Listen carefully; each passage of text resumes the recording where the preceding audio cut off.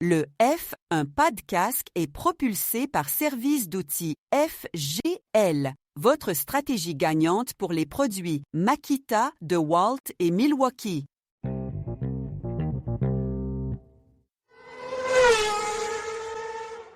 Vendredi 20 mars, mon nom est Martin Simon, Simon avec un C, et il me fait plaisir de vous souhaiter la bienvenue à un autre épisode du F1 Podcast. Aujourd'hui, c'est notre formule entre deux courses, ce qui signifie que je reçois certains de nos collaborateurs afin de discuter des sujets de l'heure dans le monde de la Formule 1, et on débute maintenant.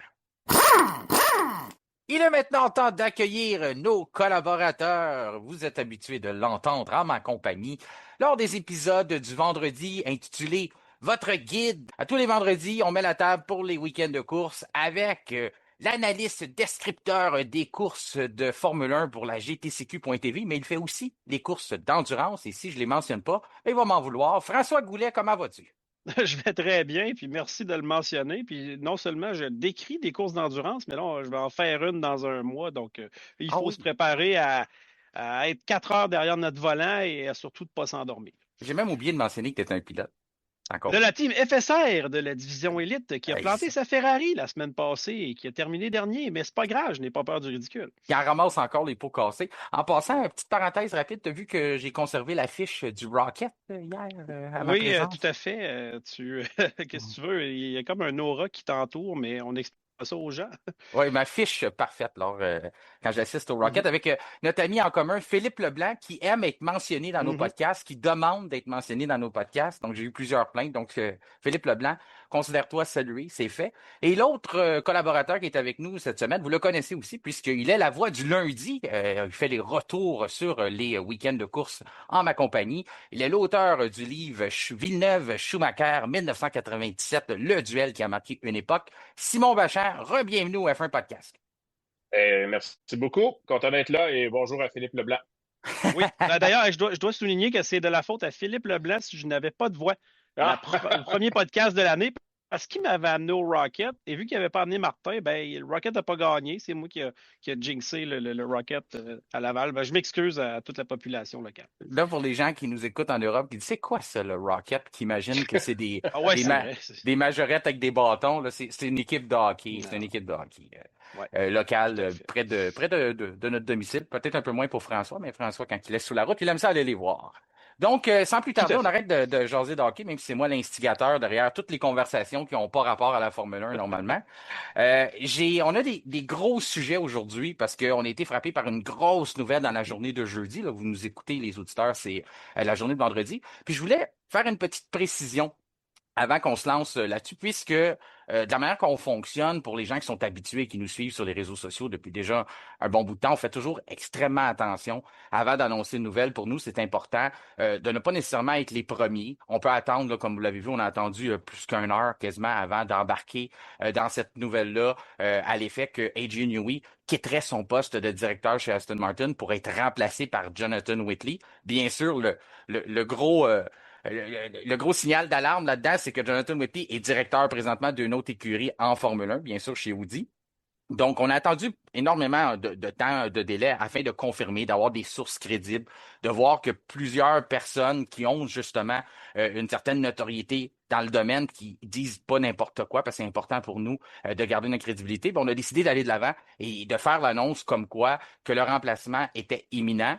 Par contre, du côté de Aston Martin, puis ça, on s'en attendait, j'en avais discuté avec Simon au cours de la journée, Aston Martin a décidé de ne pas commenter cette nouvelle-là, puis de plutôt réitérer le fait que Adrian Newey sera toujours à son poste de directeur. Du côté de Audi, bien sûr, qu'on se retrouve dans une situation où on pourrait perdre quelqu'un qui connaît énormément de secrets de l'écurie, mais aussi on a décidé de ne pas commenter cette situation-là. Donc, ça, pour nous, c'est quelque chose qui fait partie du dossier aussi, qui est pas anormal, puisque lorsqu'on va chercher quelqu'un dans un poste clé comme ça, encore là, les gens qui écoutent le F1 Podcast depuis un certain temps, on parle souvent de la clause de jardinage, que je sais que François aime bien mentionner, donc qui vous oblige à faire rien de connect au domaine de la Formule 1, puisque vous détenez des secrets. Donc, quelqu'un qui est dans la position de Jonathan Whitley au Grand Prix numéro 2 d'une nouvelle ère en F1, connaît énormément de secrets de la compétition. Donc, c'est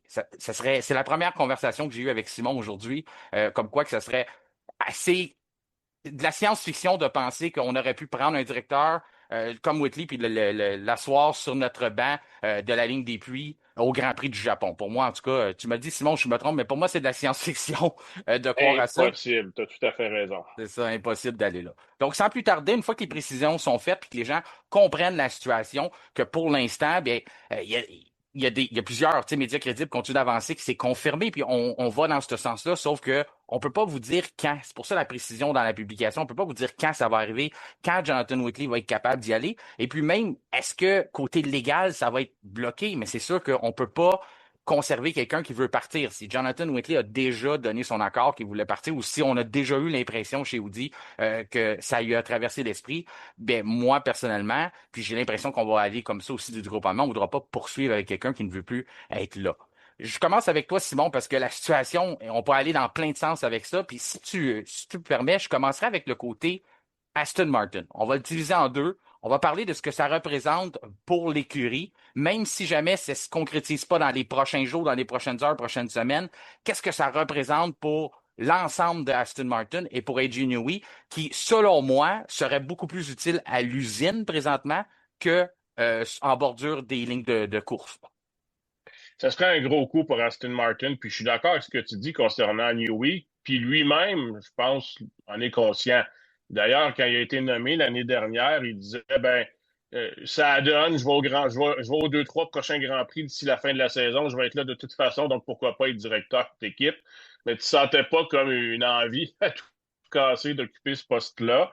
Et plus on en apprend, plus on comprend que ça a toujours été vu comme étant un poste temporaire. Il est là le temps qu'on trouve la pierre précieuse dont on a tant besoin chez Aston Martin.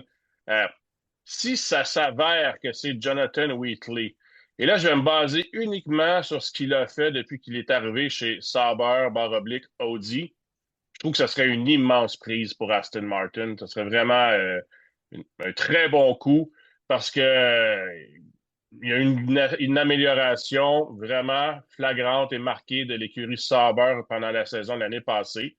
Et à mon avis, Audi était bien parti avec le duo Binotto-Whitley. Alors, s'il décide de retourner en Angleterre, parce qu'on pense que c'est principalement pour des raisons familiales qu'il voudrait retourner en Angleterre et de retourner chez Aston et d'aller chez Aston Martin, ça serait vraiment un bon coup et ce serait probablement leur meilleur directeur d'équipe depuis que Lawrence Stroll est là. Alors, je vois ça très positivement pour Aston, mais comme tu l'as bien dit, ça risque pas d'être concrétisé, de le voir en vert avant plusieurs mois, parce que si j'étais Audi, je me battrais corps et âme pour retarder ça le plus possible et avoir la plus grande compensation possible. Ouais, plus grande compensation, puis l'argent ne rajoute pas les secrets qui vont chez l'adversaire. Il y a un point qui me frappe, par exemple, parce que j'ai entendu ça aussi qu'on essaie peut-être de faire couler l'information du côté de Lawrence Stroll, du côté d'Aston Martin, comme quoi ça a toujours été le plan, qu'Adrian Newey était toujours un plan par intérim. Mais moi, j'ai jamais entendu le mot intérim, même dans la nomination, dans le communiqué d'Aston Martin, même dans la conférence de presse d'Adrian Newey, tu le disais. Il se prêtait au jeu de dire ça me dérangera pas de voyager. Moi, c'est le premier point qui m'avait frappé lorsqu'on l'a nominé comme ça, parce que pour les gens qui ne savent pas un peu le rôle d'un directeur, c'est que quand vous voyagez d'un Grand Prix à un autre, souvent l'équipe va peut-être continuer s'il y a une semaine entre les deux Grands Prix. Exemple, si on a Vegas avec Brésil ou Vegas-Mexique, des choses comme ça, ben normalement, l'équipe va se diriger tout de suite vers la nouvelle destination. Dans certains cas, il y en a qui vont retourner à la maison, mais un directeur d'écurie doit retourner à l'usine. C'est pratiquement c'est vraiment coulé dans le béton là, qu'il doit retourner à l'usine. Donc, c'est énormément de voyagement. Et j'étais sceptique qu'Adrian Newey voudrait se prêter à ça. Et j'étais sceptique qu'il voulait se prêter aussi au rôle d'ambassadeur que les team principals, les directeurs ont désormais depuis la série Drive to Survive. Ils sont quasiment aussi connus, ou pratiquement plus connus que les pilotes. Ils sont l'image des écuries. Puis Adrian Newey, faire les médias, c'est vraiment pas son dada, là. C'est pas Monsieur Kodak, là. Et d'ailleurs, à mon avis, il n'a pas très bien fait lors de la première conférence de presse de l'année. Très endormant, mais aussi ce qu'il a dit, là, c'était rien de positif concernant Aston Martin. s'il voulait creuser un trou pour qu'Aston se ramasse plus creux, il l'a fait. Il y avait probablement des considérations politiques derrière tout ça, mais il n'y avait rien de rassurant pour l'état des performances de l'équipe, du moins jusqu'à la mi-saison, sinon même plus loin. Alors, être directeur d'équipe, c'est aussi travailler pour aller chercher des commanditaires. On prend un exemple de Zach Brown avec McLaren, qui est très fort là-dessus. Je suis pas sûr qu'Adrian Newey, là, c'est sa grande force là, d'aller aller rencontrer les CEO d'entreprises puis de les convaincre là, qu'on a besoin que c'est la meilleure place pour afficher leurs produits sur la voiture Aston Martin, puis ensuite de ça, de prendre des belles photos avec ces gens-là. Donc, je pense que son trip, c'est vraiment plus de dessiner des voitures.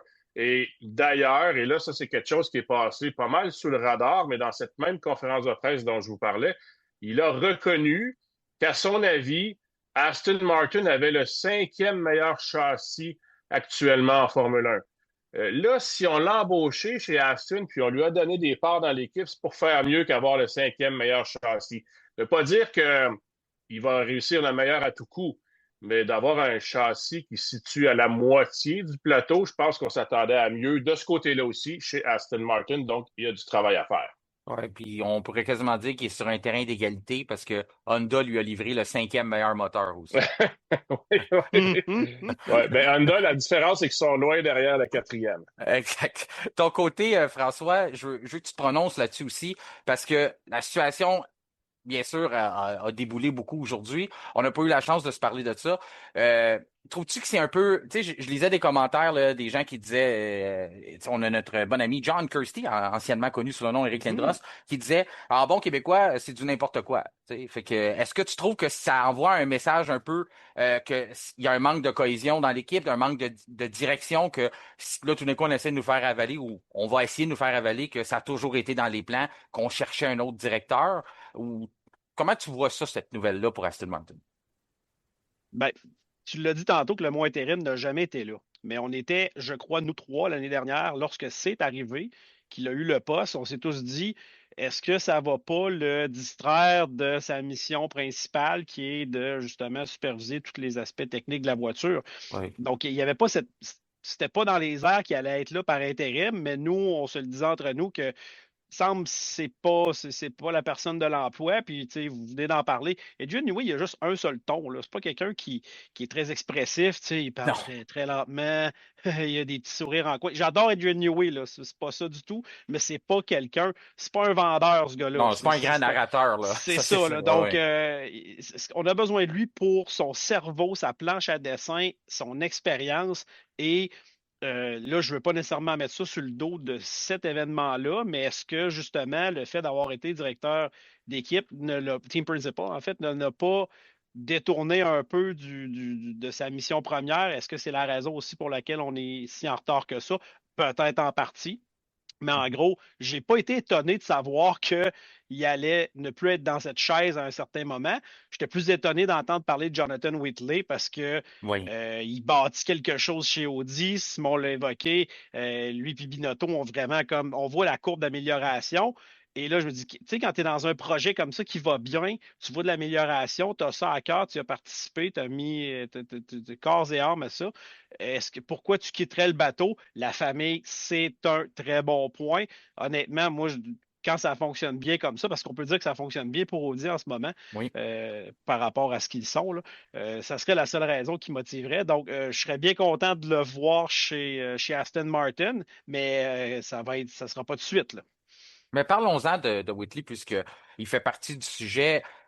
Chez Audi, on l'a vu, là, pour les gens qui ont écouté la série Drive to Survive, on voit énormément l'ambiance qu'il est capable de créer. C'est un bon pédagogue. C'est un gars qui a roulé sa bosse aussi en F1, avait commencé chez Renault avant de rejoindre Red Bull pendant de nombreuses années. Moi, je l'ai toujours lui donné le surnommé comme quoi qu'il était l'avocat Red Bull, puisque c'était lui qui était en charge justement de connaître tous les petits détails de la réglementation, de négocier justement s'il y avait des pénalités, des enquêtes, quoi que ce soit. Il a toujours fait un super travail et c'est un gars qui... Je pensais pas qu'il voudrait se prêter au rôle de directeur, mais j'ai été agréablement surpris par les entrevues qu'il a données jusqu'à maintenant. Disons que sur ce volet-là, il a fait beaucoup mieux que ce qu'Adrian Newey a pu faire en si peu de temps. Et quand on parlait de dire, peut-être qu'un jour, Adrian va vouloir retourner à l'usine ou est-ce qu'il devrait retourner à l'usine, il n'était pas là au deuxième Grand Prix de la saison. C'est là qu'on voit qu'il y a un problème dans les deux rôles, de les faire fonctionner ensemble. Tu es le deuxième Grand Prix de la saison. Oui, tu as des problèmes par-dessus la tête, mais déjà, ton directeur n'est pas présent sur place. Déjà là, tu vois que ça casse après un Grand Prix. Tu vois que les deux agendas ne peuvent pas être agencés. C'est ça qui était spécial. Puis là, on n'est même pas au Grand Prix 3, parce que ça, c'est ma plus grande surprise. Qu'on dise qu'on s'attendait qu'il ne reste pas dans ce poste-là, puis que ça serait peut-être pas du long terme. OK, mais que ça dure 2 Grands Prix ou 3, on sait que ça va, on sait que ça va probablement durer plus parce que la force des choses fait qu'on n'aura pas de remplaçant ou que le temps qu'on réussit à officialiser ça, que les avocats démêlent tout ça. Sauf que qu'après 2 Grands Prix, on se rend déjà compte que ça fonctionne pas. Ça, je suis un peu surpris. Je reviens sur l'histoire du 5e châssis que Simon a dit. Moi, je trouve ça incroyable qu'il ait mentionné ça. Tout ce qu'il a dit dans cette entrevue-là, pour moi, c'est à faire défriser quelqu'un ou à le faire friser. Choisissez l'équation. Mais quand je regarde ça, moi, tu arrives à faire le 5e châssis, tu es payé une fortune parce que tu étais supposé d'au moins faire si pas le meilleur, un des 3 meilleurs. Mm-hmm. Puis après ça, tu dis, ben on l'a su en novembre que le moteur ne fonctionnait pas, ça, j'en reviens pas. En tout cas, il y a eu beaucoup de choses qui ont été dites dans cette entrevue-là, qui ont peut-être justement envoyé des signaux à Lawrence Stroll de dire, je dois trouver un remplaçant. Mais là, si on se transporte du côté d'Audi, Simon, là, si on regarde ce que ça implique pour eux autres, ils sont allés chercher. Pour moi, c'était l'homme de la situation. C'était probablement le meilleur candidat. Ils ont réussi à bâtir une équipe. Mais je peux te dire, là, moi, je commençais à me faire séduire par la voiture, par l'innovation qu'on avait, par l'esprit d'équipe qu'on était en train d'implanter. Mais en date d'aujourd'hui, si t'enlèves Jonathan Whitley, je les trouve pas mal moins sexy, Audi. Là. Ben moi, je suis comme toi, là. Audi, je trouvais que ça allait bien. De mon avis, ils ont bien commencé la saison, à part des problèmes de fiabilité, mais ça se travaille. Et je trouvais que le projet était sur la bonne voie, puis sur la pente ascendante, puis constante là, depuis à peu près un an. Là, maintenant que Wheatley, semble-t-il, va quitter, c'est sûr que c'est un immense morceau qui quitte, puis ça peut rééquilibrer les choses. Ça peut rendre les choses pas mal plus difficiles chez Audi. Pour moi, là, c'est comme un coup de poing dans l'estomac qu'Audi reçoit là, en apprenant cette nouvelle-là. Et ça exprime aussi la grande difficulté qu'aura cette écurie-là à aller chercher des gens qui sont en F1 depuis longtemps parce qu'on le sait, ils n'ont pas d'antenne en Angleterre. Exact. L'usine en Suisse, ils sont en Allemagne. Et il y a une autre partie justement de l'usine en Allemagne. Alors, comment on va faire pour attirer des gens quand on voit qu'un Wheatley, à qui on a donné une promotion, et j'imagine qu'il y avait le salaire qui allait avec, sûrement. Il reste pas à peu près un an là, dans ce rôle-là. 1er avril qui est arrivé exactement. Bon, même pas un 2026, an. Ouais, c'est ça. 2025, c'est ça. Ouais. Donc, il retourne tout de suite en Angleterre. Ça va être un gros défi. On regarde Racing Bull qui, dans les derniers mois, a ouvert une antenne en Angleterre, justement, parce qu'on a de la misère à convaincre des gens d'aller en Italie. Ferrari qui se débrouille quand même assez bien, mais qui a toujours eu historiquement de la misère quand même à attirer des gens en Italie. Là, il faudrait juste aussi qu'on se décide, on s'installe soit en Angleterre ou on trouve un moyen de travailler avec une antenne en Angleterre ou on va aller chercher son personnel ailleurs en grande partie, alors comme fait Ferrari, entre autres. Alors ça, pour moi, là, il y a un défi majeur pour Audi à long terme, à moyen et long terme en Formule 1 qui se découvre actuellement. Et regardez ce que fait Mercedes, qui est le principal concurrent d'Audi. C'est une firme allemande, mais la voiture et l'usine, elle est où? En Angleterre. En Angleterre. Puis c'est ce qu'on s'était vanté du côté d'Audi au début de dire on fait un moteur de Formule 1, mais un vrai moteur allemand. Puis on voulait que ça soit un peu notre branding, là, notre image de marque pour un peu attaquer notre adversaire Mercedes en disant ça. François, si on regarde là, le principe de dire Audi pourrait perdre quelqu'un, ce que ça envoie sur l'image de marque, j'ai l'impression qu'il y a eu des téléphones à Mattia Binotto, le CEO, du Qatar pendant pas mal une grosse partie de l'après-midi parce qu'on se rappelle que c'est des fonds du Qatar là, qui ont été investis parce qu'on avait des problèmes financiers à un moment donné avec Volkswagen, avec tout ce projet-là. Pour toi, ça envoie quoi aux commanditaires, ça, de dire comme tu as attiré quelqu'un dans ton projet, quelqu'un qui a une bonne réputation, qui a fait son image en F1 depuis longtemps, puis là, de dire qu'après quelques mois, il s'en va. Tu sais, Simon amène un bon point. Oui, il y a le fait que tu dois déménager ta famille, puis probablement passer beaucoup de temps en Suisse, mais le fait que ton prédécesseur a lâché aussi vite, ça envoie un mauvais signal aussi. Ben, c'est pas rassurant pour les commanditaires qu'une personne aussi importante quitte le bateau. Là, c'est de savoir, tu sais, on saura, on peut parler de raisons pour lesquelles il le fait, mais ça, dans tous les cas de figure, ça paraît mal. Maintenant, est-ce qu'ils vont être capables d'attirer quelqu'un de la même envergure? Parce qu'il y a quelqu'un qui cherche une job en ce moment, mais est-ce qu'il va vouloir lui aussi aller travailler là-bas parce qu'il est en Angleterre? Ça, c'est ce que je me pose comme question. Donc, je pense qu'on sait tous de qui on parle. Donc, c'est de voir comment ils vont rebondir de ça. Parce que s'ils sont capables d'aller chercher quand même quelqu'un de très compétent, ben, ça va peut-être un peu mettre de l'eau sur le feu, là, éteindre ça un peu. Mais non, sérieusement, c'est pas une belle image. Surtout, moi, vraiment, je suis dans l'incompréhension parce que ça va bien. Tu sais, ça va Oui. bien. Donc, que quelqu'un saute, est-ce qu'il sait quelque chose que nous, on ne sait pas non plus? Je vois pas, là, après 2 Grands Prix, les résultats sont quand même décents. D'après moi, il quitte juste à cause que la livrée est vraiment, vraiment pas belle. Ça, c'est la version de notre ami Pascal Loyer-Durand, ça. Ouais, c'est pour y faire Ouais. plaisir que Pour j'ai lui dit faire ça. plaisir, Hey, exact. by the way, si j'ai ri tantôt en plein Ouais. milieu, c'est parce que je trouvais qu'il y avait une tendance qui se dessinait. Il y a toujours des grosses décisions qui se prennent dans les équipes de F1 depuis 2 saisons, après 2 courses. Je sais pas, là. Ouais, C'est c'est vrai.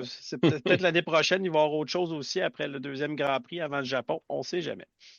Si Simon, pour finir le dossier là-dessus sur Aston Martin puis Audi, quand on regarde au niveau des performances en piste, bien sûr, c'est pas c'est pas reluisant, il n'y a rien de reluisant de ce côté-là. Du côté d'Audi, c'est tout le contraire. On est capable quand même de tirer notre épingle du jeu depuis le début de la saison. Donc, ce qui est tu sais, ça risque de pas nécessairement affecter Audi, mais peut-être d'affecter Aston. Mais si on exclut Aston Martin depuis le début de la saison, c'est notre question du jour présentée par Sona Viking, qu'on va se prononcer un peu plus loin, à savoir c'est qui notre plus grande déception, là. J'ai l'impression que toi, tu pourrais te prononcer tout de suite, puis François peut-être à la fin de l'épisode, mais j'ai l'impression que tu irais du côté de Williams si je te donnais dans les choix McLaren, Red Bull, Williams ou Cadillac. C'est sûr que c'est Williams pour moi, puis je vais être transparent. C'est presque une aussi grosse déception qu'Aston Martin dans mon esprit, parce que Williams allait bien l'année passée et ça laissait croire là aussi, on était sur une pente ascendante. Au contraire, on recule et on a reculé, puis là, on est retourné où est-ce qu'on était il y a plusieurs années. À l'époque où c'était plus difficile pour l'écurie là, quand James Vald est arrivé. Alors, je suis vraiment déçu de ce que Williams nous offre actuellement. Ils ont eu 2 points la fin de semaine dernière, mais c'est parce qu'il y avait beaucoup d'abandon en avant. Sinon, là, on serait juste devant les Aston Martin en queue de peloton. Puis il y a une chance qu'il y ait les Cadillacs pour rouler derrière tout ce beau monde-là. Les gens peuvent aussi se prononcer sur la question. François va le faire tantôt. Donc, la question présentée par Sona Viking. Et dans la section commentaires sur YouTube, commentaires sur Facebook dans la publication de l'épisode, ou sinon sur Spotify, je sais qu'il y a des gens qui ont de la misère à la trouver parce que c'est pas évident. Faites juste descendre en dessous de la pochette. Il y a une petite section commentaires et le sondage est juste en dessous. Là, je termine pour vrai le sujet avec toi. Simon, dernière question. On parle d'Aston. Je reviens sur le fait que tu parlais d'être un ambassadeur pour l'écurie. Tu sais, je mentionnais le rôle d'un dirigeant. Tu as mentionné Zach Brown. Il y a comme 2 façons de penser. Toto Wolff a gagné pendant plusieurs saisons. Il est le CEO, PDG de l'entreprise, puis le directeur d'écurie en même temps. Donc, il fait tous les rôles. Donc, serrer les poignées de main avec les commanditaires, tout faire ça, il est capable de tout faire. C'est comme devenu le modèle d'affaires. Bien sûr, on a Christian Horner, qui était là avant, qui faisait le même modèle de choses aussi. Maintenant, il a quitté. Il est plus là. Puis, on avait dit Lawrence Stroll avait voulu aller dans ce même sens-là. Prendre un Andy Cowell, dire je vais le nommer PDG puis il va être mon directeur d'écurie. Finalement, ça n'a pas fonctionné. On a décidé de faire la même chose avec AJ Newey, dire je vais le mettre en charge. Est-ce que c'est pas un peu une erreur qu'on fait justement que d'agrandir ce rôle de directeur-là? Puis ça fait que là, le prochain candidat, on se dit il doit être capable de tout faire ça. Est-ce que la meilleure solution, on ne devrait pas retourner à regarder un peu ce que McLaren fait, de séparer les tâches? Andrea s'occupe de la portion pilote, course et tout ça, et Zach Brown s'occupe de jaser avec les médias, donner des poignées de main, puis faire le reste de la poutine, le PR qu'on appelle. Oui, mais chez McLaren, on est très occupé parce qu'on est présent dans d'autres séries aussi. Et Zach Brown est responsable du programme en Indy notamment. Puis là, je me souviens plus s'ils sont encore en Formule 1 ou non. Là, ça, non, mais il y a des rallyes électriques. Je pense que c'est François qui le sait peut-être. Ah, ils ont quand même le tentacule un peu partout. Puis Zach Brown est présent à beaucoup, beaucoup, beaucoup de ces événements-là. Donc, il doit être dans l'avion énormément, cet enfant-là. Oui, c'est ça. Fait que c'est pas. Fait que ça veut pas dire que c'est la bonne recette Ben, en pour. fait, c'est de s'adapter aux gens que tu es capable d'aller chercher. Mhm. Si Aston Martin a, tu sais, Newey, là, sur l'aspect châssis technique, moi, je donne encore le bénéfice du doute, là. Mhm. C'est décevant cette année, Ouais. mais, tu sais, laisse-lui cette partie-là et peut-être que le directeur d'équipe, comme, par exemple, McLaren, c'est un bon exemple, mais tu sais, quand c'était Christian Horner, là, il y avait du personnel technique qui menait là, chez Red Bull. C'est pas Oui, Horner qui décidait de tout. Là. ben non. Fait que, il y a moyen de se séparer les responsabilités selon la qualité et les talents des gens que tu vas chercher. C'est de même qu'on va bâtir des écuries championnes. Ouais, la responsabilité revient à Lawrence Stroll de mettre les bonnes personnes dans les bonnes chaises, de les placer aux bonnes places, puis de faire fonctionner ses investissements. Parce que là, le carnet de chèques se fait aller, sauf que les résultats, disons que les zéros s'accumulent plus vite sur les carnets de chèques que sur le classement des constructeurs. Ben à ce moment-là, si vous avez rien à ajouter, moi, ça serait terminé pour aujourd'hui, ce sujet-là. J'ai l'impression que c'est pas Ben, la c'est fin, pas là. fini, de toute façon, ça va Non, se c'est poursuivre. ça. On va en Exactement. reparler, Puis c'est sûr. puis au moment que les gens nous écoutent, ça a sûrement déjà évolué en plus. Qui doivent être en train de se dire, sont-ils au courant? Ils savent-tu? Ou c'est parce que ça a été enregistré avant? Ben, c'est parce qu'on a fait ça le jeudi soir, donc vous l'écoutez le vendredi matin à la première heure.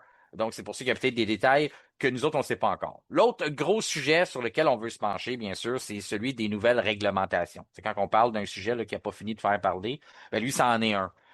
Ça a fait couler de l'encre. Ça a fait taper les doigts à Simon sur son clavier parce que Simon a produit un article, une chronique cette semaine qui était justement par rapport aux nouvelles réglementations, mais en lien avec les commentaires de Max Verstappen. Je te dirais que Verstappen, on l'a peut-être pas réentendu. Les gens ont probablement compris d'arrêter de lui poser la question parce que ce serait toujours la même réponse. Mais on a Fernando Alonso qui, lui, est allé dire, en rajouter, je trouve, en disant que c'est le championnat du monde de batterie. Après ça, on a un Lando Norris qui, lui, va d'un volet d'une autre stratégie, puis je la trouve quand même brillante parce que rappelez-vous que quand on est arrivé à l'effet de sol en 2022, la façon de faire changer les réglementations ou de faire du moins adapter les voitures, c'était de dire c'est dangereux. Et Lando Norris, il va beaucoup dans ce sens-là, de dire ah, c'est dangereux, il va arriver quelque chose. Donc lui, il va par là. Je trouve que c'est une approche quand même peut-être plus posée, plus calculée que ce que Verstappen fait, parce que dans le passé ou dans l'histoire quand même assez rapprochée de la Formule 1, ça a fonctionné, du moins pour se faire tendre l'oreille et en avoir des résultats. Je commence avec toi, François, parce que on s'est pas parlé depuis la deuxième course. La Mhm. première, tu semblais satisfait, pas nécessairement Ouais. convaincu, mais tu étais satisfait du spectacle, le nombre de dépassements. Après deux courses, tu as lu les commentaires sur notre page suite à la chronique à Simon. Tu penses quoi de ça? Est-ce que tu partages un peu l'opinion des gens qui disent que c'est plus de la Formule 1, c'est pas du sport automobile? Verstappen qui dit que si t'aimes ça, ben t'es pas loin d'être un stupide. Tu penses à quoi à partir de tout ça? Je veux pas te Euh, mettre de pression là, non, après non, ça ce va. commentaire-là. Il faut faire la part des choses, puis on en a parlé lors de notre guide, où ce qu'on a dit, tu sais, je disais la meilleure façon peut-être d'avoir de la Formule 1 qu'on va apprécier, c'est de remonter dans le temps, mais on le fera pas. Donc, faut faire avec ce qu'on a de notre époque. Là, on a enlevé les voitures à effet de sol, donc on n'a plus cette succion-là. Puis, c'est des voitures qui sont quand même, on va dire, hasardeuses à contrôler les voitures à effet de sol parce que lorsque tu perds cet effet de sol-là, tu perds énormément d'adhérence, puis tu perds le contrôle rapidement. Donc, c'est quand même plus compliqué un peu. Hamilton a de la misère avec ça. Moi, je suis content de ce que je vois en ce moment. Parce que justement, tu sais, on modernise la F1.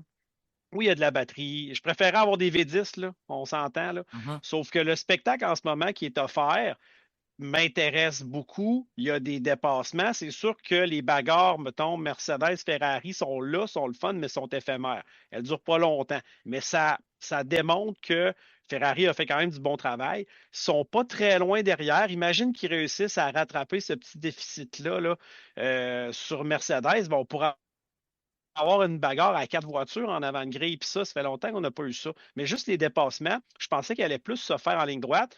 Mais on a eu quand même beaucoup de côte à côte. Le premier virage à Shanghai, on en a eu des deux de large souvent. Donc, je suis content du spectacle. Je ne suis pas insulté parce que Verstappen il dit. Là, je pense qu'il est juste frustré. Mais tu sais, moi, je consomme différents types de courses, puis j'apprécie ce que la F1 est en ce moment parce que je vois des dépassements, je vois de l'action. Puis, je trouve ça mieux que le DRS en tant que tel. J'aime ça voir un peu la gestion. Là, ils ont mis un peu plus l'infographie des batteries également. On l'a aperçu un peu plus dans la dernière course, du moins, c'est l'impression que j'ai eue.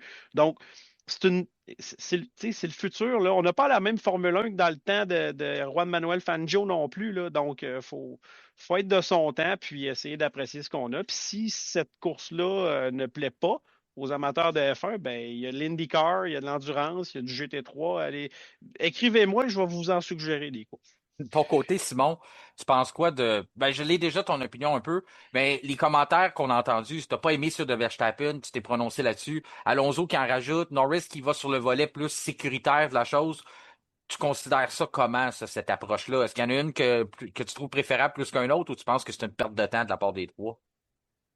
Ah non, les trois ont tout à fait légitime qui s'expriment. Je pense que tu as bien fait de souligner l'approche de Norris qui est un peu plus constructive, entre guillemets. Là.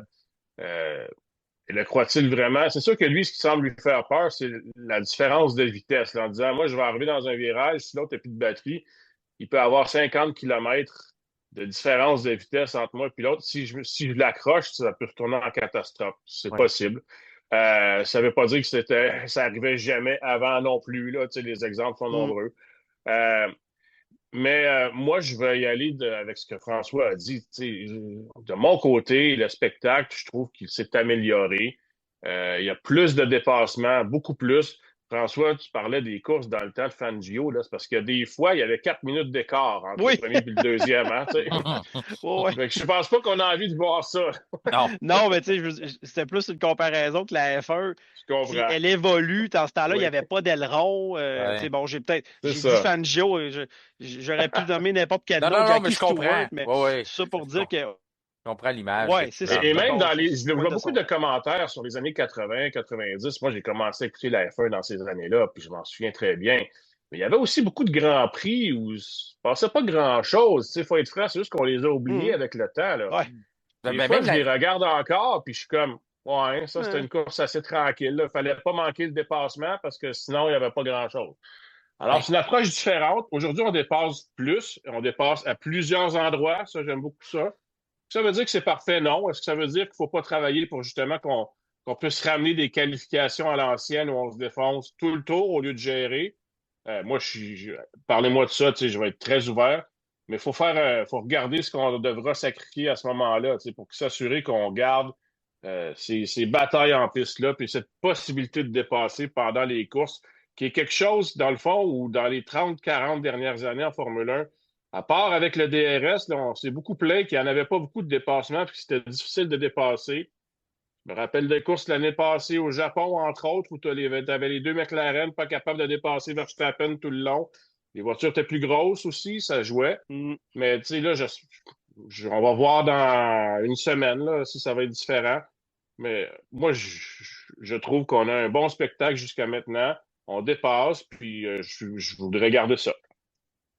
Moi, j'ai de la misère à suivre le public. Je vais vous dire franchement, là, puis je sais que le public change beaucoup parce qu'il y a des nouveaux partisans qui rentrent, il y a des anciens partisans qui arrivent, mais j'ai eu la chance d'échanger avec des gens ou des amateurs qui sont là depuis longtemps, qui regardent beaucoup de Formule 1.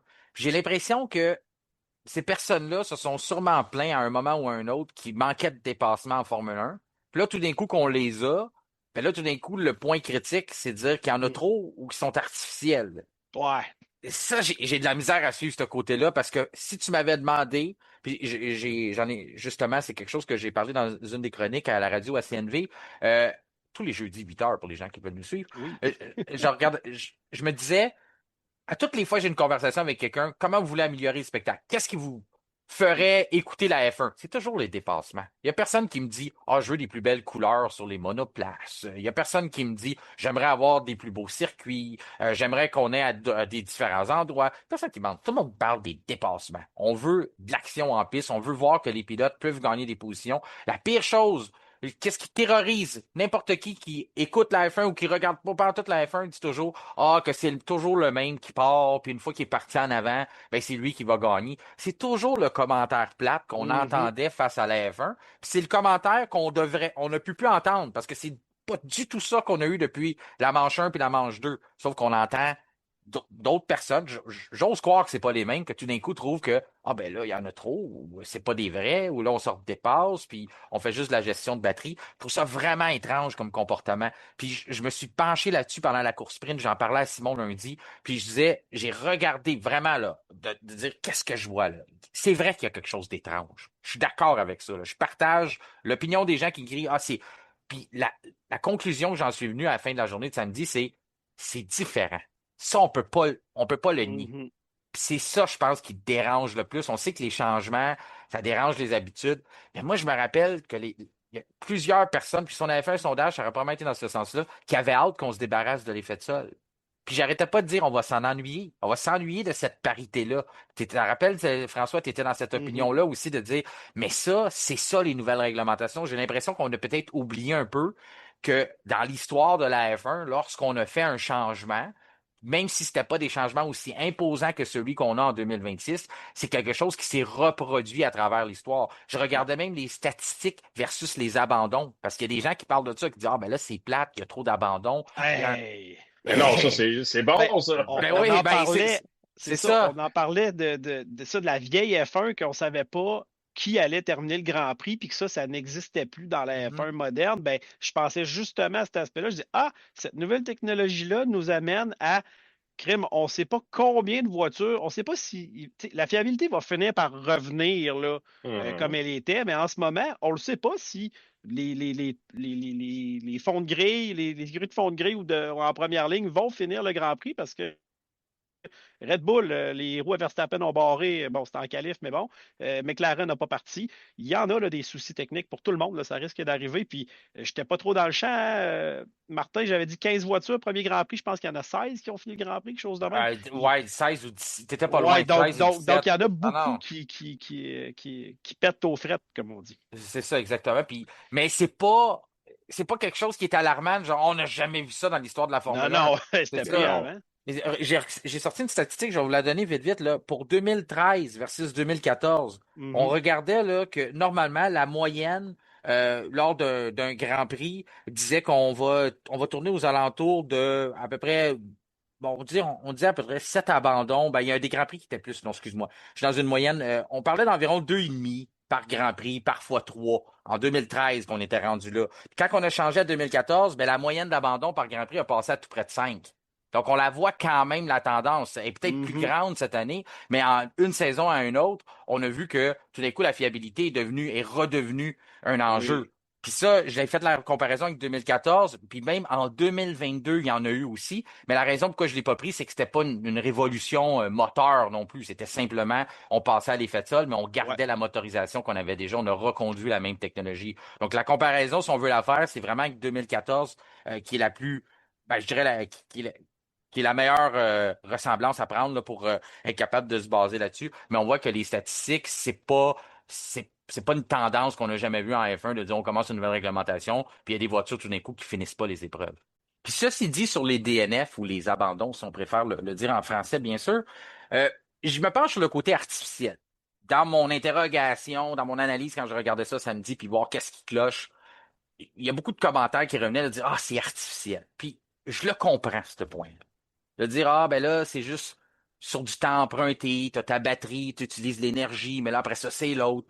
Puis là, j'en ai parlé dans l'épisode de lundi, je disais, mais c'était un peu pareil dans le temps, t'empruntais, tu jouais avec le feu sur tes gommes, dans le fond, tu disais, ben là, je vais compromettre mes pneus pour essayer de faire un dépassement, puis si ça fonctionne pas, ben je vais être obligé de reculer. Si tu restes trop longtemps en arrière d'un adversaire, ben tu devais quand même prendre une pause parce que tu pouvais pas le suivre longtemps. Fait que dans ce temps-là aussi, il y avait une espèce de compromis où il fallait que tu jongles avec comment tu voulais utiliser tout ça, puis tout ça. Fait que ce côté artificiel-là, je me dis, il y a peut-être déjà existé. Mais si on y va vraiment là, de façon plus claire là, sur l'artificiel, lorsqu'on avait un dépassement d'une voiture qui avait un budget de 400 millions pour la produire versus une voiture qui en avait peut-être 75, 60, parfois peut-être 30, 40, c'était pas artificiel, ça, un dépassement comme ça.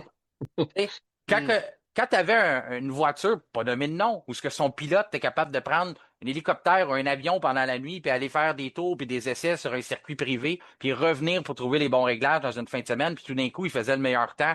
C'est pas un peu artificiel, ça aussi, quand tu passes le temps, quand tu prends le temps de penser à ça comme ça.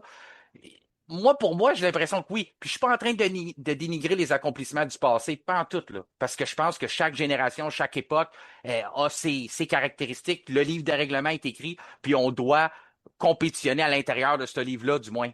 Entre guillemets, à la François Goulet, mais on doit. Merci. C'est ça. Dans le principe, c'est que tout le monde fonctionne selon les règlements. Mais pour moi, j'ai eu de la misère à dire. Puis encore là, je ne veux pas cracher sur l'ancienne F1, mais j'ai de la misère à dire que c'était pas artificiel aussi. Si tu me sors l'argument de me dire, mais dans le temps, le gars avait 400 millions, l'autre en avait même pas à moitié. Un dépassement comme ça, il me semble, il n'y a pas grand-chose de naturel là-dedans. Le gars qui fait des essais libres la nuit puis qui revient, qui trouve les bons réglages tout d'un coup par magie, pas grand-chose de naturel là-dedans. Simon, je te laisse me contredire si tu veux, parce que je sais que c'est des époques que tu as vécues. Moi, j'étais beaucoup plus jeune que toi, malheureusement, mais du souvenir que j'ai l'impression que si j'avais le goût de me prêter au jeu, puis de regarder ça avec mes yeux 2026, je pourrais trouver qu'il y avait beaucoup d'artifices dans l'ancienne F1 aussi. Ben, tu fais bien de mentionner ça. Je n'avais pas vu venir ce point-là, mais c'est vrai que ça, c'est un bénéfice du plafond salarial qu'on a actuellement. Tout le monde est pas mal sur un pied d'égalité. Même la Haas, tu sais, par rapport à la Mercedes. Mais si on retournait 10 ans en arrière, il y aurait un écart immense entre les deux écuries. Et là, tu nous ramènes plus loin quand tu avais des écuries qui dominaient comme McLaren Williams dans les années 80 ou Ferrari un peu plus tard par rapport à de la Minardi. Là, on n'était pas sur la même planète. Là. Oui, on était au départ du même Grand Prix, mais pour le reste, là, à part quelques exceptions, on ne disputait pas la même épreuve. Alors, tu as tout à fait raison d'emmener cet argument-là. Puis, dans les années 80, là, les pilotes devaient gérer, là, ils appelaient ça le boost. Hein? Tu avais Oui. un certain montant, là, tu le gérais pendant la course. Donc, si tu décidais que tu dépensais du boost, mettons, à la mi-course quand tu es dans des batailles, ben là, tu pouvais en payer le prix à la fin, sauf que tu avais un avantage à la mi-course. Alors, cet avantage-là, est-ce qu'il est artificiel? Et là, on pourrait parler du DRS aussi. Là, le SREC. Quand on l'a instauré, là, les commentaires, c'était pas mal similaire à ce qu'on entend actuellement. Là. Ouais. Tu te rappelles le SREC, hein, Simon? Tu t'attendais pas que je nomme ça dans cet épisode-là? Le SREC, oui. Ouais. Non, mais c'est ça. Voilà, il y a toujours eu de ça en F1. Là. Les écuries ont travaillé, puis dans le temps, les écuries, quand il y avait plus de liberté, ils travaillaient toujours à se découvrir des artifices que les autres équipes n'avaient pas. Quand Adrian Newey a fait la première voiture à suspension active là, au début des années 90, là, il y avait un monde d'écart entre la Williams et les autres équipes. Est-ce que c'était artificiel? Bah, c'est à vous de juger. Donc, ça fait partie, les technologies, ça fait partie de la Formule 1 depuis tout le temps. Et là, l'exemple récent, pour moi, c'était le DRS. Je trouve que ce qu'on a actuellement, c'est un plus parce qu'on était rendu là, qu'on n'avait que des dépassements DRS. Ce qui était quand même mieux que d'avoir des pilotes comme dans les années 2000 où on avait des ravitaillements, qui là se contentaient de rouler puis se disaient on va le prendre au ravitaillement, on n'essayera pas de le dépasser en piste. Oui. Moi, je préfère avoir des dépassements en piste et là, on en a beaucoup. Je suis conscient que ce n'est pas parfait. Il y a une dose artificielle, oui, mais on a des dépassements. De ton côté, François, les écarts de performance, tu en as connu aussi des nouvelles réglementations. Ça fait partie de l'équation, mais est-ce qu'elle te dérange présentement? Aurais-tu pensé qu'à cause justement du plafond budgétaire, à cause qu'on arrive d'une F1 qui était très paritaire, es-tu surpris à quel point il y a un écart qui s'est creusé rapidement? Est-ce que tu es dérangé par ça?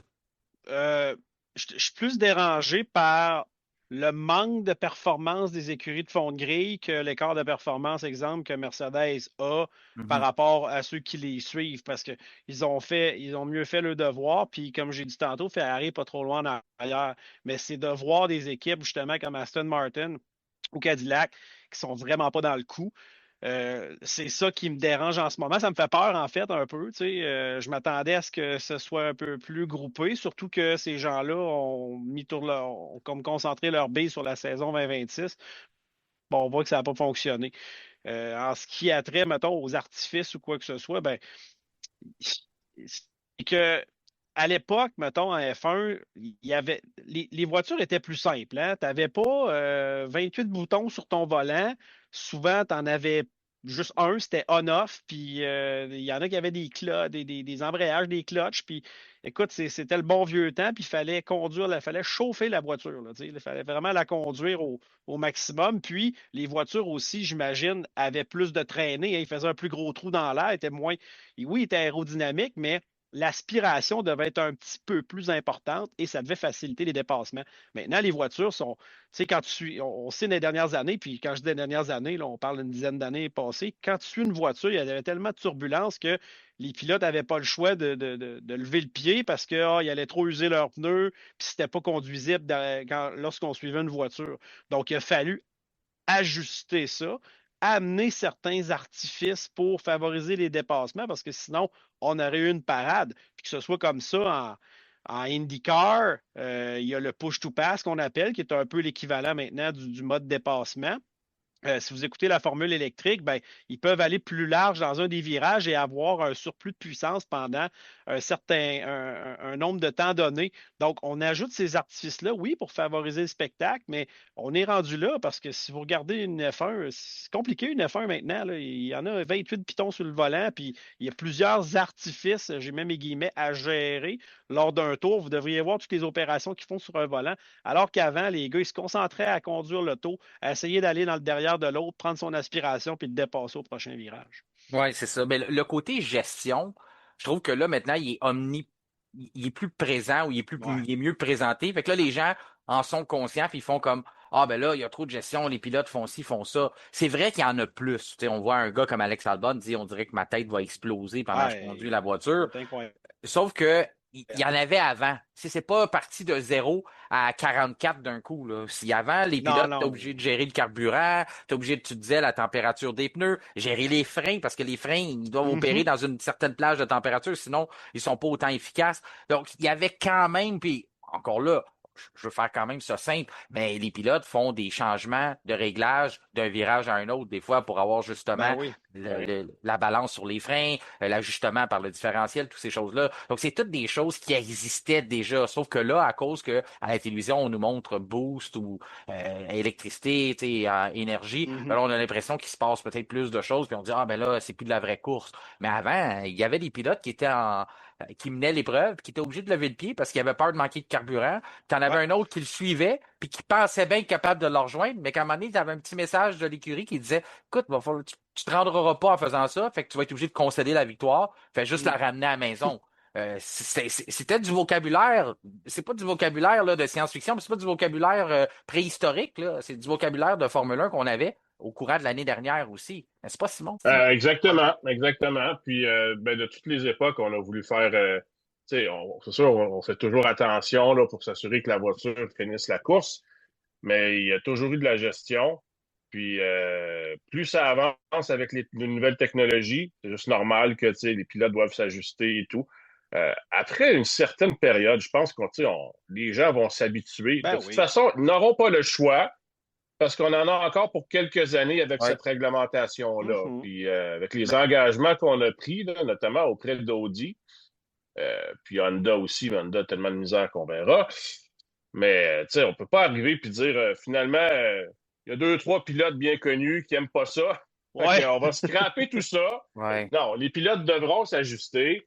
Et c'est sûr que quand tu as de la misère puis la voiture est moins bonne, ben, puis que tu trouves que ton pilotage est moins le fun, c'est normal que tu réagisses mal, mais il y a un effort à faire si tu veux demeurer en Formule 1. Il y aura juste un chemin, là, ça va passer par là. Non, puis je me rappelle l'effet de sol, les gens ont chialé, mais je me rappelle bien plus en 2014, lorsqu'on a passé à l'ère hybride. Les histoires de les voitures sont des batteries, Mm.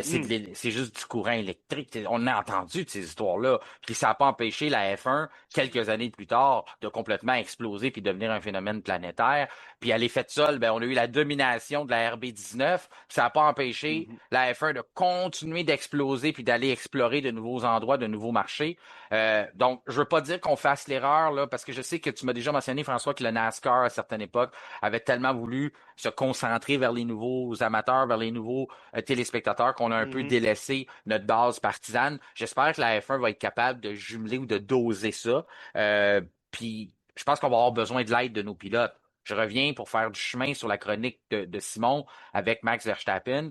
Euh, Puis je lisais les commentaires de Jonathan Whitley tantôt, puis ça allait dans exactement le même sens que ce que tu disais. Je pense pas que tu l'as écrit dans ta chronique, mais on en a discuté, que tu dis les flèches qui a envoyé. Ah, c'était lundi que tu disais ça dans l'épisode. Les flèches ont été envoyées vers la FIA, mais que c'est pratiquement Oui. des flèches envers Red Bull. Puis Jonathan Whitley faisait le même constat, dit que pour lui, les réactions de Max ne font pas nécessairement l'état de la nouvelle réglementation, font surtout l'état de la problématique que Red Bull doit avoir en arrière-scène sur la voiture pour qu'il soit dans cet état-là lorsqu'il sort d'une séance de qualification ou quoi que ce soit. Donc, j'ai pensé à toi, Sylvain, parce que c'est un gars qui le connaît bien, c'est Jonathan Whitley, il l'a côtoyé pendant longtemps, puis il a eu le même réflexe que toi sur l'analyse de Verstappen, de dire non, là, présentement, il lance, il va fusiller la FIA, mais dans pas long, ça va être vers Red Bull que ça va s'en aller, ça. Ben, effectivement, il n'y aura pas le choix parce que quand il va se rendre compte qu'à force de frapper sur les nouveaux règlements, puis se rendre compte que ça n'amène rien, puis ça ne change rien, ben là, il va changer son viseur d'endroit, puis il y a des bonnes chances que ce soit en direction de son écurie. Ouais. Et il y aura quand même à démontrer qu'il est capable d'être un leader positif, comme il l'a fait l'an dernier, là. Ouais. On sait qu'il est capable, mais là, peut-être que ça va moins y tenter si la conduite ne l'inspire pas.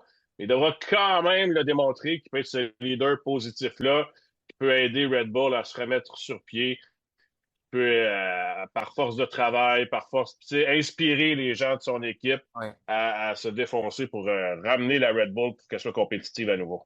Vous savez, les gars, moi, je regarde, je me cache pas, là, je regarde les courses de F1 sur la division internationale. Donc, à tous les Grands Prix, je fais ça comme ça. Ça fait des années que je le fais. Mais je me fais un devoir, puis vous êtes au courant de ça, que de réécouter la course dans un diffuseur local qu'on a, qui s'appelle RDS, pour, je trouve ça le fun de les encourager, mais je trouve ça le fun de voir ce qu'une grande partie de notre auditoire a entendu. Donc, c'est le fun de voir, vous avez entendu ça, il s'est passé ici, l'analyse qu'eux ont fait, c'est le fun d'avoir des versions contraires. Puis là, j'écoutais les commentaires de Patrick Carpentier. J'aime beaucoup Patrick Carpentier, ça a l'air d'un super bon gars. C'est un gars qui a connu une très, très belle carrière aussi, tout ça. Il disait, je suis surpris à quel point Max a de la misère à s'adapter à la nouvelle réglementation. Puis là, j'ai dit, j'ai-tu manqué quelque chose?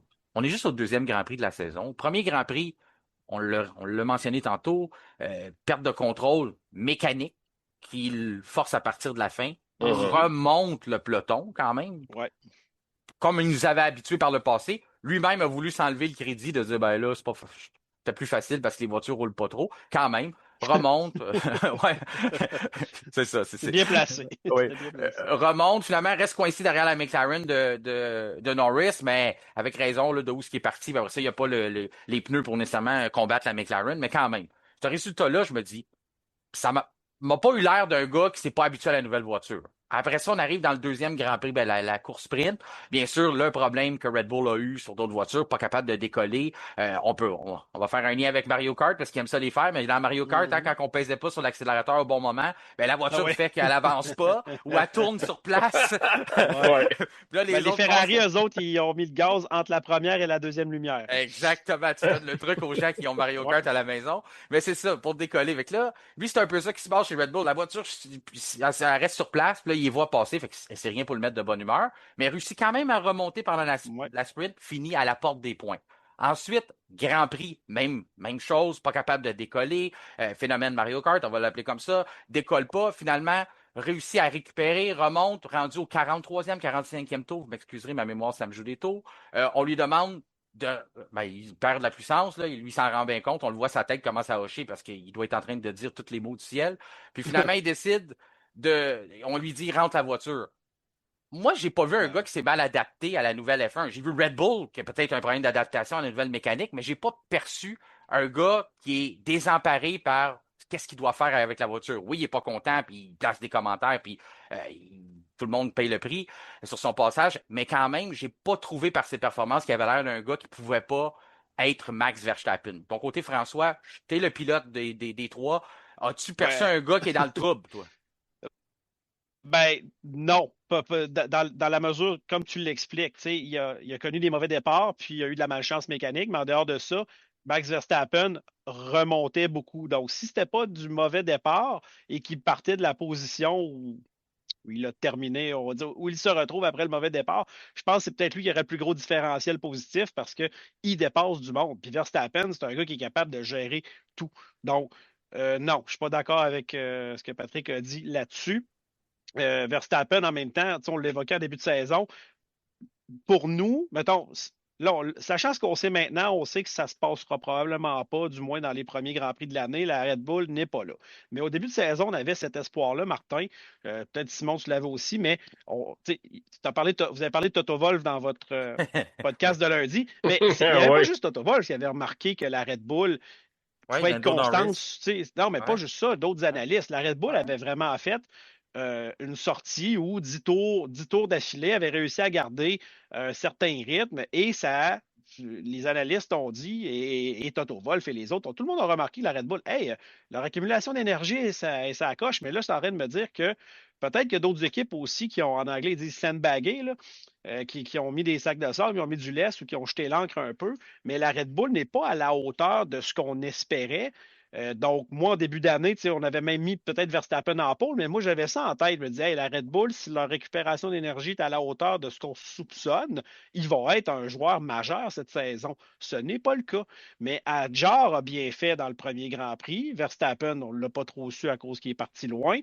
Là, on l'a vu dans la deuxième course que ça ne se passe pas très bien pour Red Bull. Donc, ce n'est pas la Red Bull auquel on s'attendait. Mais Verstappen va faire le maximum avec ce qu'il peut. Adjar, c'est le fun parce qu'il n'est pas largué comme les derniers pilotes Red Bull. Et ça aussi, vous en avez parlé. Il paraît bien dans ce qu'il fait. Donc, j'ai pas cette impression-là du tout. Puis j'espère pour Red Bull qu'ils vont pouvoir regagner un peu de puissance parce faut motiver Max Verstappen à rester là parce qu'il a ces fameuses clauses échappatoires. Hein. Si jamais Max Verstappen veut s'en aller, qu'il est plus bien. Parce que, en tout, puis moi, si l'auto gagnait des courses, peut-être qu'on ne l'entendrait pas chialer trop, Max Verstappen. Puis là, ben, Max Verstappen a ces fameux avantages d'être chez Red Bull. Donc, fait des petites activités à droite à gauche. Là, ça va faire une course au Nürburgring en fin de semaine en préparation du 24 heures qu'il va faire aussi. Donc, tu sais, peut-être le ramener de bonne humeur, ça. Parce que ben, rappelle-toi, j'imagine. L'année dernière, ça a quasiment été un point tournant, ça. Il y a eu l'arrivée de Laurent Mekies, mais lorsque, dans l'ancien régime, on ne le laissait pas vraiment aller faire ces activités-là, mais lorsqu'on lui a donné la permission, il est revenu motivé. Pour moi, là, si j'étais dans l'entourage Red Bull, je pense que c'est une bonne idée de le laisser partir un peu décanté là, sur la F1 puis de revenir avec peut-être des nouvelles idées, revenir motivé pour trouver des solutions. Si on y va dans le positif, OK, de ce qui se passe chez Red Bull, c'est des choses qui se corrigent parce que les problèmes sont visibles. T'en parles, j'en parle, Simon en parle. On est capable d'identifier les problèmes. C'est pas quelque chose de caché. Là. Si on est juste, si ne serait-ce qu'on décide au Japon de maîtriser nos départs ou de solutionner ce problème-là, on vient déjà de faire un grand gain de performance là, parce que tu tires dans le pied au départ, c'est vraiment pas une bonne idée. Puis après ça, si on est capable de gérer la gestion des pneus, parce que l'usure des pneus est prématurée, c'est pour ça qu'après 10 tours, Verstappen ne voulait plus rien en faire. On regarde l'embarqué de Adjar puis Max, puis on se rend compte qu'il y a énormément de travail. Si vous voulez faire l'étude là, pour les gens à la maison, regardez une vision embarquée de George Russell ou Kimi Antonelli dans une Mercedes, puis après ça, allez voir ce que Verstappen et Adjar doivent faire. Vous allez avoir l'impression qu'ils sont dans deux catégories complètement différentes, à tel point que les mains doivent bouger, que la tête bouge. Il y a énormément de mouvements, de gestuels que les autres ne sont pas obligés de faire pour disputer le même virage. Donc, à ce moment-là, j'ai l'impression que c'est autant qu'on reste positif, mais j'ai pas l'impression que Red Bull est mort et enterré. Je sais que par le passé, ils nous ont prouvé qu'ils sont capables de revenir, mais je veux dire, par les problèmes qui ont été identifiés, j'ai pas l'impression que c'est un problème aussi ancré dans l'ADN de la voiture qu'on avait par exemple avec la RB20 ou la RB21. J'ai l'impression que c'est des choses qui sont plus des détails spécifiques qui se corrigent. De ton côté, Simon, est-ce que tu as la même perception que les problèmes de Red Bull ne sont pas catastrophiques pour l'instant? Je ne sais pas. Je ne sais pas, parce qu'on a beaucoup dit qu'en Chine, c'est un circuit qui représentait plus ce qu'on va voir pendant l'année que l'Australie. Puis j'ai trouvé que la Red Bull a eu plus de misère en Chine. Puis oui, Verstappen a remonté, mais il est resté pris derrière une Haas, même si Berman est très talentueux. Il est quand même resté pris longtemps là, derrière la Haas. Puis il ne l'aurait pas dépassé, là, d'après moi. Fait que j'ai tendance à dire que je vais me fier sur l'année passée. le changement qu'ils ont fait là, chez Red Bull avec l'arrivée de Macias et tout, puis revenir dans la course au titre pour l'amener jusqu'à la toute fin, très impressionnant. Alors, c'est faisable. Je pense qu'ils sont capables de le faire. J'ai confiance en les moyens de Red Bull pour le faire. Par contre, peut-être qu'on part de plus loin que ce qu'on pensait. Donc, ça va être encore plus difficile de remonter. J'ai pas beaucoup aimé là, la course de Chine. Peut-être que c'était pas un bon exemple et qu'on dira d'autres choses après Suzuka. Souhaitons-le pour Verstappen. Je voudrais juste ajouter une chose pour Verstappen. Ça va être important pour lui, même s'il n'aime pas ça, de retourner dans le simulateur. Là. Oui. Faut qu'il aille. Là. Si tu veux faire partie de la solution, tu n'as pas le choix. Là. Oui. Puis, à un moment donné, au salaire qu'on le paye, là, même si tu haïs ça, là, va dans le simulateur, parce que sinon, on s'en sortira pas. Là. Mais je pense que des fois aussi, Verstappen Il en rajoute. Oui, il en rajoute. C'est pas toute la vérité. Je pense que des fois, C'est comme ça. un enfant, puis je fais pas ça de façon péjorative, là, je sais que c'est. Mais je dis des fois un enfant qui fait comme veut juste dire non pour dire non, là, ça me tente pas, mais finalement, il va y aller pareil. C'est un gars qui adore les simulateurs. Là. Il adore ça. Puis j'ai l'impression. Puis c'est un de ses plus gros apports à l'écurie Red Bull, c'est ça, depuis qu'il est arrivé en 2016 avec la grande écurie, c'est son travail en simulateur. Les gens qui n'arrêtent pas de dire Red Bull fait une voiture pour Max, bien, Max passe tellement de temps à aider au développement que l'ADN se transmet dans la voiture par le fait même parce que toutes les données, tout ce qu'on accumule, tout ce qu'on teste est fait avec Verstappen. Fait qu'à longue, c'est sûr que son style de conduite va se transposer pour avoir les meilleures performances possibles de la voiture. Quand on regarde pour le reste là, sur les performances de Red Bull, ben on dit si on est capable de solutionner ces petits problèmes-là, peut-être qu'on est capable de faire mieux. L'année dernière, tu faisais l'exemple, tu comparais avec 2025, Simon, c'est au Japon aussi qu'il y a eu la première victoire. Ça n'avait pas été exceptionnel en Australie. Ça n'avait pas été exceptionnel non plus de mémoire. En Chine, je ne me rappelle pas que ça avait été très bon. Puis c'est vraiment au Japon, tout d'un coup de victoire surprise, pole, victoire. Je ne dis pas que c'est ça qui à va cause arriver. de son tour de qualif majestueux. C'est ça. Puis après ça, c'était tellement dur de dépasser ce qui risque pas d'être le cas. Puis je comprends que c'est dur de faire des parallèles entre les deux saisons, puis c'est des réglementations différentes. C'est juste que faut se rappeler que l'année dernière, avant Japon, c'était pas non plus la grande affaire là, du côté de Red Bull. C'est pas comme si on cassait tout avant d'arriver là. Si on parle de la réglementation moteur, je reviens sur un dossier que j'ai déjà discuté avec toi, François, dans notre guide, là, votre guide qu'on fait les vendredis. J'en profite pour mettre ça dans le volet trajectoire technique présenté par nos amis de service d'outils FGL, une entreprise de 3e génération à Laval, spécialisée, bien sûr, comme le dit le nom, dans le domaine de l'outillage. Vous êtes capable de vous procurer les produits Milwaukee, Makita, DeWalt, toutes les marques premium. Vous êtes aussi capable de faire réparer vos outils, puis en plus, vous encouragez une entreprise, comme je le disais, de 3e génération, mais une compagnie québécoise qui appartient encore à des Québécois. Donc, ça, c'est toujours le fun. Veux pas, ça devient de plus en plus rare. Donc, c'est toujours le fun de savoir que quand on encourage local. Puis en plus d'encourager local, vous encouragez aussi votre balado F1 Podcast en soutenant nos commanditaires. Dans la trajectoire technique, je veux vous parler de l'ADUO. Qu'est-ce que c'est l'ADUO, mon cher François? C'est l'Additional Development and Upgrade Opportunities. Donc, en je gros, pensais que c'était un duo mini saucisse avec du leton, mais bon. Non, t'as faim, hein? Tu t'en vas au Ashton après ça, là, c'est ça? Ah, j'étais en région de Québec, c'est un de mes petits avantages. Poursuivez, monsieur. La pub gratis pour nos amis de chez Ashton. Oui. Donc, ADUO, oui, c'est ce que ça fait en gros en français, c'est le développement additionnel d'amélioration d'opportunités. En tout cas, ma traduction est vraiment pas bonne, mais je vais vous l'expliquer. En gros, c'est qu'on offre l'opportunité à des motoristes qui n'ont pas des bonnes performances depuis le début de la saison. On vient les étudier à différents moments dans la saison et si on trouve que leur performance est 2% en bas des autres, bien, on va leur donner des petits laissez-passer pour avoir des améliorations pour venir trouver plus de performance dans leur groupe motopropulseur. Donc, on va faire ça après le 6e Grand Prix, après le 8e Grand Prix et après, de mémoire, l'autre... Le 24e Grand Prix. Non, 6, 12 et 18. Donc, après le 6e, le 12e et le 18, on va ajuster, on va prendre des études et on va faire des ajustements. Là, vous voyez venir, il y a eu 2 Grands Prix qui ont été cancellés. Ouais. Et là, la FIA est sortie pour dire, ben là, il faut faire un ajustement. Parce que là, ce que ça fait, c'est que l'ajustement des moteurs, l'évaluation était pour être fait après le Grand Prix de Miami. Là, ce que ça fait, c'est que ça nous apporte à Monaco. Donc, ça vient changer un peu la saison, ça vient un peu bouleverser. On voulait justement être capable d'ajuster le tir assez vite, assez rapidement pour être capable de donner plus de latitude. Exemple, je ne sais pas pourquoi je les nomme comme ça, mais j'ai Honda qui me vient en tête. Ah, Donc, donner plus de latitude à Honda pour dire, ben là, vous pouvez sortir des améliorations sur telle pièce. Il y a plus de 80 pièces qui sont restreintes par le développement qu'on peut faire dessus. On doit demander la permission pour être capable de l'améliorer. On a le droit d'en choisir une normalement dans le cycle. Donc là, ce qu'on ferait, c'est qu'on permettrait à une écurie qui est 2% en bas des performances de dire, ben là, vous avez le droit de travailler une pièce supplémentaire, donc de développer ailleurs quelque chose qui pourrait vous aider à rejoindre les autres. Si vous êtes 4% en bas de la performance, je ne sais pas pourquoi, je nomme en bas de Mercedes ou de Ferrari, je ne sais pas pourquoi je les nomme comme ça, ben, si vous êtes 4%, ben là, on va vous donner encore plus de latitude. Donc là, présentement, la FIA lève la main pour dire, ben là, il faut rajuster ça parce que Monaco, c'est trop loin. J'ai tendance à être d'accord avec eux. Si je vais avec toi, Simon, est-ce que tu penses que le règlement est écrit, on reste comme ça, ou tu trouves que ça serait normal d'ajuster ça pour être capable de justement offrir l'opportunité aux motoristes qui ont peut-être un peu raté leur coup ou raté leur départ dans la nouvelle réglementation? Non, je pense que c'est normal de retenir l'opportunité. Probablement qu'on va attendre après le 5e Grand Prix. Donc, ça ne fera pas une énorme différence. D'autant plus que je ne voudrais pas attendre après Monaco, parce que là, Monaco est en juin. Oui.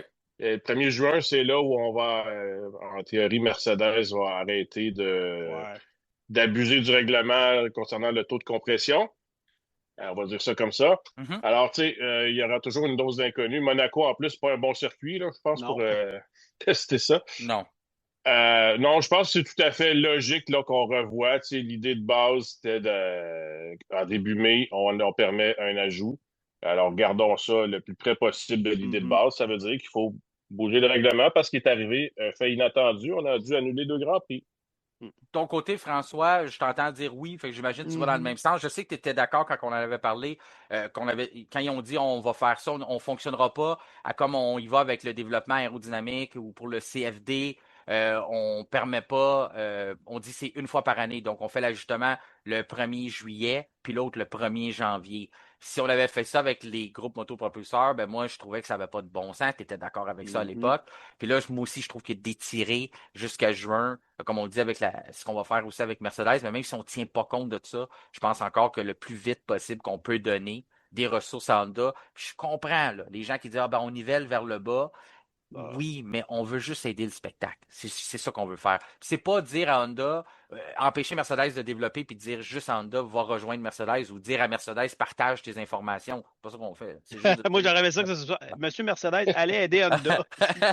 Ouais, non, c'est ça. Peut-être qu'ils vont aider Alpine dans pas long si jamais ils réussissent à obtenir gain sur l'offre qu'ils ont déposée pour acheter 24%. Mais ça, c'est un autre dossier. Mais quand on regarde ça de ce côté-là, ouais, d'ajuster.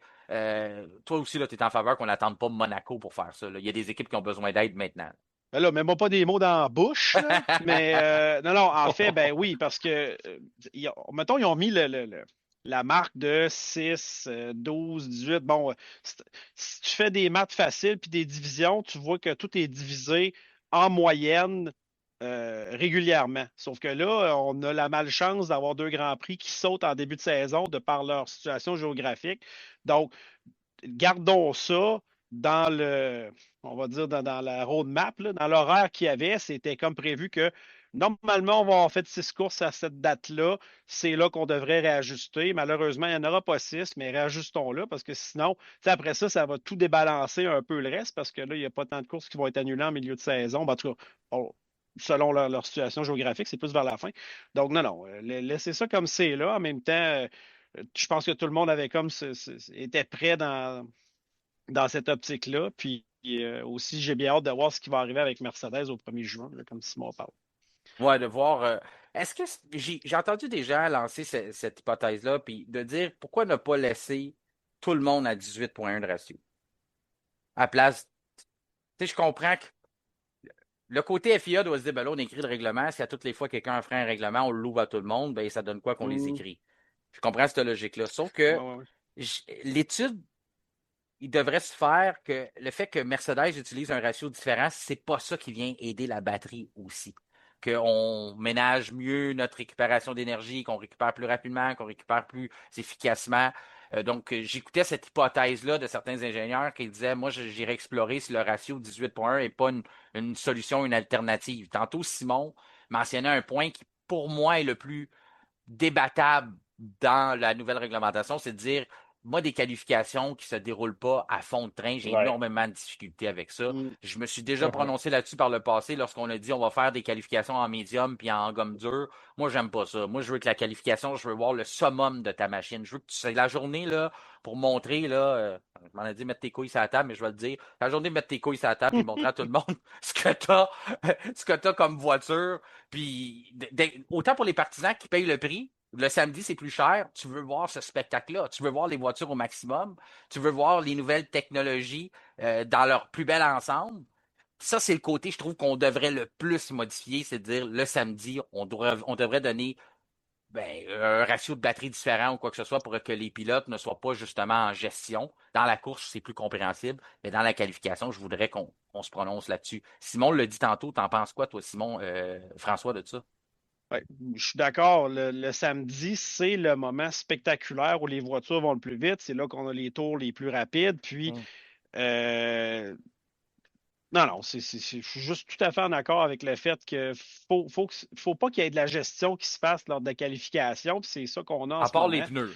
C'est à part les pneus. Oui, mais tu sais, c'est comme, on se dit, c'est une gestion de chauffer tes pneus adéquatement, puis de pas trop les user avant ton tour lancé. Ce n'est que ça. Donc, pour ce qui est du reste, oui, on veut voir des tours à fond, puis tu sais, pas lourd en essence, la batterie bien rechargée, puis quitte à avoir une allocation supplémentaire en type de dépense de batterie. En tout cas, je ne suis pas technicien à ce niveau-là. Mais oui, moi, ce que je veux, c'est des Formule 1 qui vont plus vite puis qui battent des records. Parce qu'en même temps, je n'ai pas trop l'impression, on dit que les Formule 1 vont moins vite en virage cette année, mais je le comprends, mais je ne le perçois pas beaucoup. Quand je regarde les gars aller dans leur véhicule, je trouve qu'ils vont quand même très vite. Là, donc, en Australie, c'était spectaculaire. Je trouvais qu'il avait l'air plus rapide que jamais. C'est ça qui dans drôle. le 9 et le 10, là, ces fameux virages très rapides, là, moi, j'étais comme ils vont vite, les gars, OK. Non, j'ai pas l'impression qu'ils sont.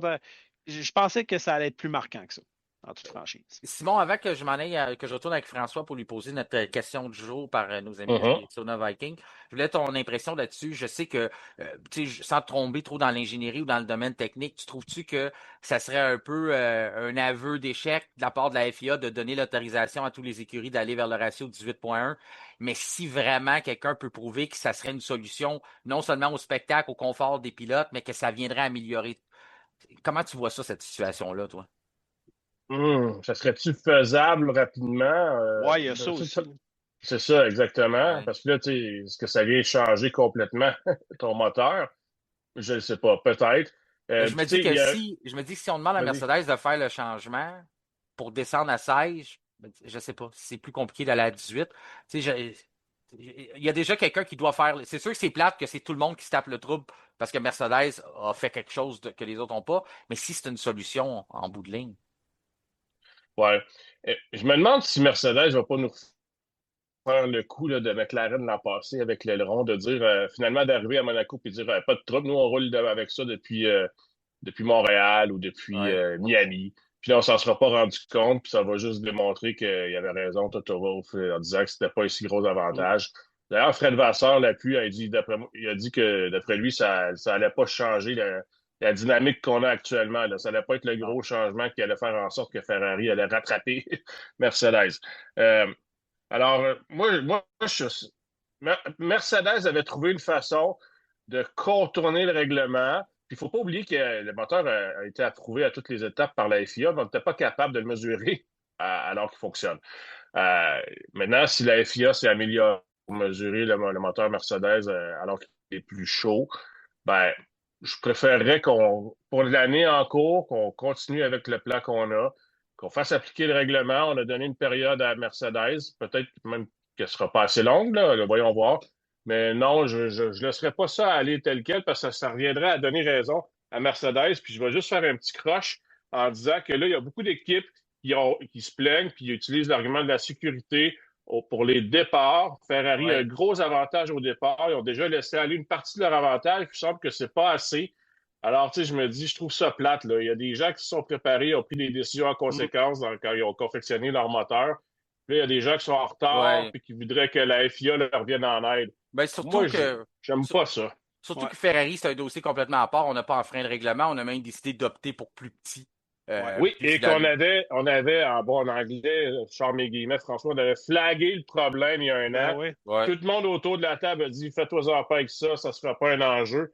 Là, aujourd'hui, tout le monde se réveille, puis on dit que c'est un gros problème, qu'il faut remédier à ça actuellement, puis c'est une urgence. J'ai beaucoup de problèmes avec ça. Oui, exactement. Puis si on regarde, je finis sur ce qu'on disait pour le ratio, si on décide de modifier ça puis d'aller vers là, ben c'est sûr qu'on retourne en arrière dans le règlement, puis à ce moment-là, ben ça occasionne beaucoup de travail pour toutes les écuries. Puis le problème, si ça peut aider les batteries, je comprends, mais moi, j'en reviens à dire que ce qui est impressionnant sur la Mercedes, c'est la stabilité, la tenue de route, puis l'usure des pneus, comment on est capable de préserver les gommes. C'est pas mal plus ça. C'est pour ça qu'il y en a qui ont un peu débarqué du cheval qui allait vers le fait que c'est juste le ratio. Ils ont compris, non, ils font des affaires que nous autres non plus. Même si tu changes le ratio, on ne fait pas ça pour l'instant. François, je m'excuse, on va te faire ça très rapidement. Ouais. La question de nos amis Sauna Viking, entreprise québécoise aussi, dans le domaine du sauna, qui vous fait ça sur mesure. Vous pouvez prendre un rendez-vous. Ils ont maintenant une salle de montre à Laval sur l'autoroute des Laurentides. Je veux savoir pour toi, ta plus grande déception jusqu'à maintenant. Je sais qu'il y a juste 2 courses, que ça fait drôle de se prononcer. Mais si je te dis McLaren, Red Bull, Cadillac, Williams à travers de ça, qui tu prends? Ben, rapidement, je vais faire différent de Simon vu qu'il a pris Ouais. Williams, mais ça aurait pu être ça. Cadillac, je ne m'attendais pas à ce qu'il soit super haut parce que c'est une nouvelle équipe. C'est pas ça. J'hésitais entre McLaren et Red Bull parce que McLaren, à date, n'ont pas fait beaucoup de courses. Ils sont quand même 3e au championnat des constructeurs, mais ma déception, c'est Red Bull parce que je m'attendais à ce qu'on a discuté tantôt, qu'il y ait ce regain d'énergie, qui soit capable de compétitionner avec les écuries comme Ferrari et Mercedes. Et là, c'est pas le cas en ce moment. Donc, je vais y aller avec ça. Mais j'aurais pu parler de McLaren beaucoup, mais je vais me concentrer sur Red Bull. C'est ça ma déception à date parce que intrinsèquement, je suis vraiment déçu de les voir, de ne pas les voir aux avant-postes. Moi, ma déception, c'est Cadillac, mais ça sera pour un autre jour, on en parlera.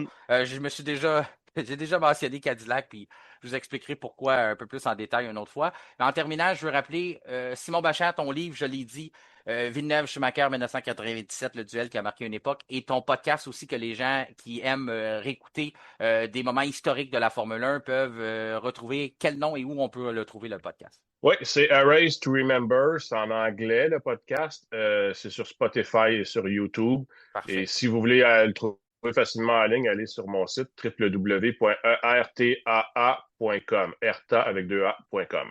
Et François, on te trouve sur ta chaîne Gouletski sur YouTube pour voir les courses sur la GTRLQ. Aussi, vous pouvez aller trouver ça sur la page Facebook pour la team FSR. Merci les boys et on se reparle. Et d'ici là, je vous souhaite une excellente semaine. Pareillement. Au revoir les gars. Vous aussi. C'est ce qui conclut notre épisode du vendredi 20 mars. Notre prochain rendez-vous sera vendredi le 27 mars en marge des séances d'essai libre du Grand Prix du Japon. Mais d'ici là, je vous invite à nous rejoindre sur les différents réseaux sociaux, notamment sur Facebook, LinkedIn ainsi que Instagram, et à vous abonner à nos chaînes Spotify, YouTube et même Amazon Music et cliquer sur la petite cloche, question de recevoir une notification lors de la publication des nouveaux épisodes. Mon nom est Martin Simon, Simon avec un C. Je vous remercie de faire confiance au F1 Podcast et je vous souhaite un excellent week-end.